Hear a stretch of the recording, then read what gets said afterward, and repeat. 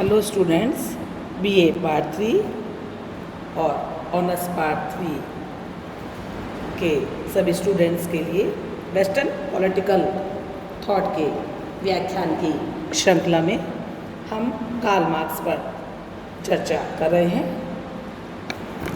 Last class में हमने Karl Marx के जीवन परिचय पर चर्चा करी थी और आपको ये बताया था कि कार्ल मार्क्स ने जिन सिद्धांतों को साम्यवाद के नए नाम से प्रस्तुत किया है वो पूर्व में हीगल, एडम स्मिथ, रिकार्डो आदि विचारों से वो बहुत प्रभावित थे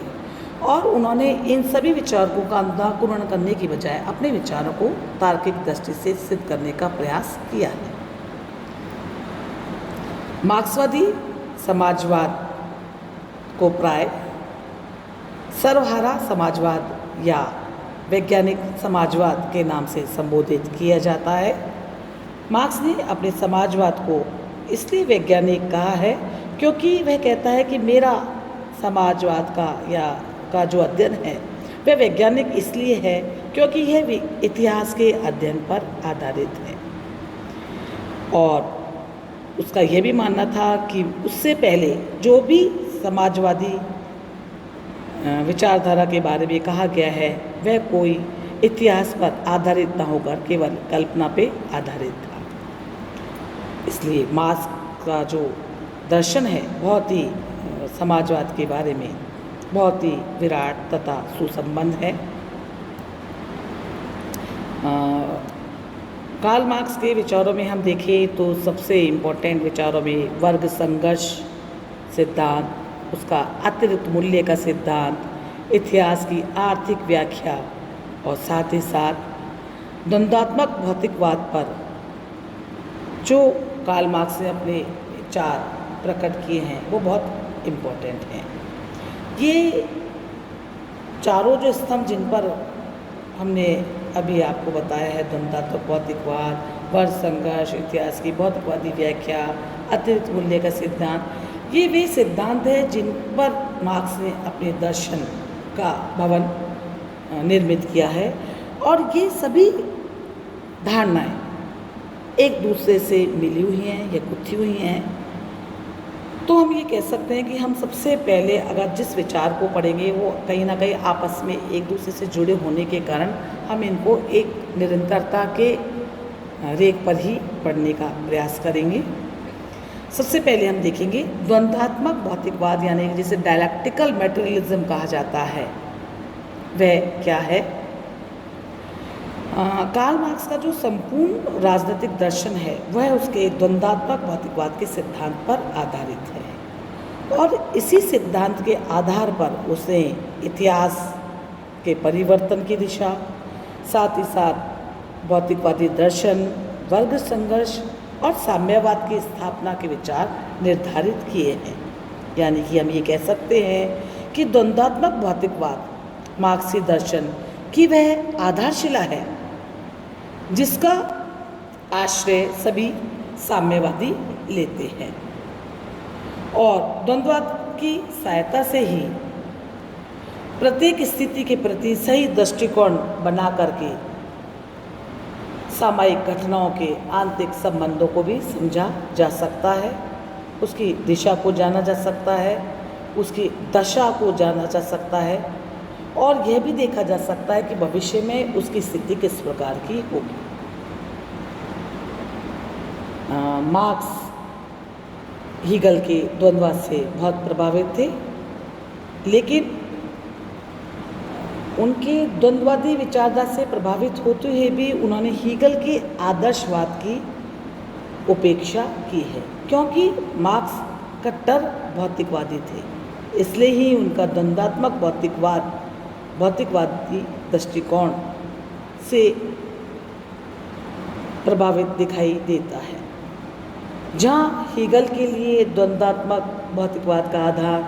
विचार था, वहीं मार्क्स के लिए विचार नहीं अपितु भौतिक पदार्थ ही इस जगत का आधार है।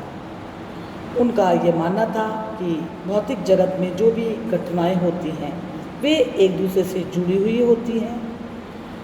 इसलिए भौतिक जगत में जो परिवर्तन होता रहता है उसमें कुछ नई बातें विकसित होती हैं, कुछ पुरानी नष्ट होती हैं और कुछ की पुनरावृत्ति भी होती रहती है और ये विकास क्रम निरंतर चलता रहता है। मार्क्स यह भी कहता है कि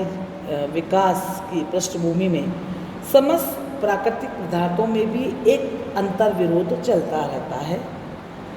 जिससे भौतिक जगत का विकास होता है। इसका वो 3 अंग बताता है, वाद, प्रतिवाद और अंतिम स्थिति संश्लेषण या संवाद। तो हम देखते हैं कि मार्क्स का जो भौतिक द्वंद्ववाद का सिद्धांत है वह विकासवाद का सिद्धांत भी है। उदाहरण के लिए यदि हम गेहूं के दाने जो एक पदार्थ के रूप में है उसके द्वंद्व का अध्ययन करें तो हम देखेंगे कि उसका विकास हो रहा है। सबसे अपने प्राथमिक रूप में जब गेहूं के दाने को ज़मीन में गाड़ा काट दिया जाता है तो उसका रूप नष्ट हो जाता है और वो एक नए अंकुर के रूप में प्रकट होता है। अब अंकुर के रूप में भी उसकी स्थिति स्थायी नहीं रहती है। उसके पश्चात विकास के बाद एक लहलाते पौधे के रूप में वो अवतरित होता है। अब इस संघर्षपूर्ण स्थिति का जब वो 2 स्थितियों से आ गया है, पहले वाद की स्थिति थी जहाँ उसने अपने अस्तित्व को ख़त्म करा, फिर वह पौधे के रूप में सामने आता है जो उसकी दूसरी स्थिति है जो प्रतिवाद की स्थिति है,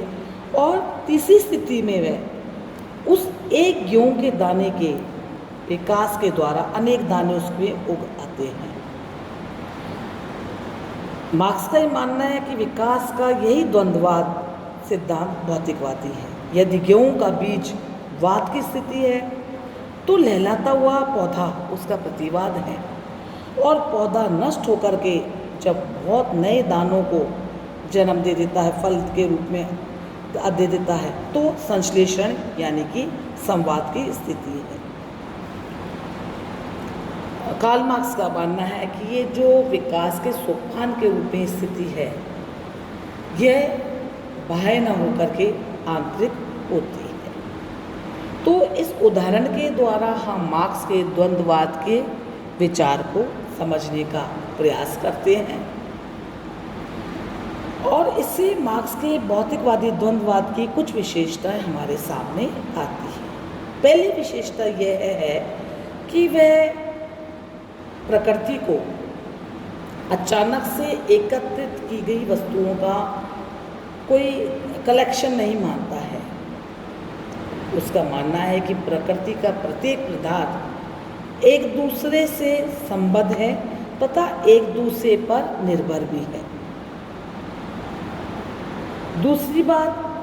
वह द्वंद्वात्मक सिद्धांत की दूसरी विशेषता बताता है कि सभी प्रकृति में, संसार में जो भी वस्तु हैं वो गतिशील हैं। वो कहता है भौतिक पदार्थ भी गतिहीन नहीं है। प्रकृति का जो प्रत्येक कण है, यहाँ तक कि रेत के छोटे छोटे से कण में भी से लेकर के सूर्य पिंड तक सब गतिशील हैं और उनमें परिवर्तन होता रहता है और ये परिवर्तन नीचे से ऊपर की ओर होता है और इस द्वंद्व के आधार पर ही पदार्थ विकास की स्थिति या विकास की ओर उन्मुख होता है, जिसमें नवीन पदार्थों का निर्माण होता है और प्राचीन का विनाश होता है। ये विकास क्रम की स्थिति है। तीसरी बात या तीसरी विशेषता को बताते हुए मार्क्स स्पष्ट करते हैं कि ये जो परिवर्तन है या ये जो विकास का है ये 2 प्रकार से होता है, मात्रात्मक और गुणात्मक 2 प्रकार का होता है। जब गेहूं का एक अंकुर कई दानों में परिणत हो जाता है तो ये मात्रात्मक परिवर्तन है और प्रकृति में ये परिवर्तन द्वंद्व के कारण होता है जब मात्रा से गुण की ओर परिवर्तन होता है। चौथी बात, मार्क्स अपने द्वंद्ववाद की विशेषता बताते हुए कहते हैं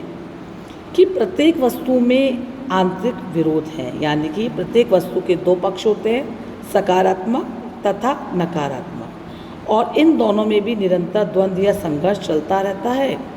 पुराना तत्व नष्ट होकर के नवीन को उत्पन्न करता है और फिर वो दोनों जब तक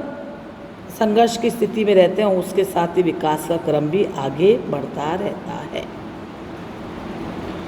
तो यहाँ पे कार्ल मार्क्स अपने द्वंद्वात्मक भौतिकवाद के सिद्धांत के द्वारा ये प्रमाणित करना चाहता है कि पूंजीवादी व्यवस्था में शोषक के स्वरूप के स्थान पर अब साम्यवादी समाज की स्थापना होगी और यह एक ऐसा व्यवस्था होगी जिसमें एक वर्ग दूसरे वर्ग का शोषण नहीं होगा, क्योंकि मार्क्स इस द्वंद्वात्मक विकास की प्रक्रिया को जब सोसाइटी के परिप्रेक्ष्य में देखता है तो वो कहता है कि प्रत्येक युग में दो या दो से अधिक आर्थिक शक्तियों में विरोध रहा है और इस विरोध के कारण विकास भी हुआ है और इसलिए द्वंद्वाद के पीछे आर्थिक शक्तियाँ इम्पोर्टेंट रही हैं। इसलिए वर्तमान युग में भी पूंजीवाद और सर्वहारा वर्ग के संघर्ष के परिणाम स्वरूप पूंजीवाद का अंत होगा, जिस प्रकार गेहूं का अस्तित्व खत्म हुआ था और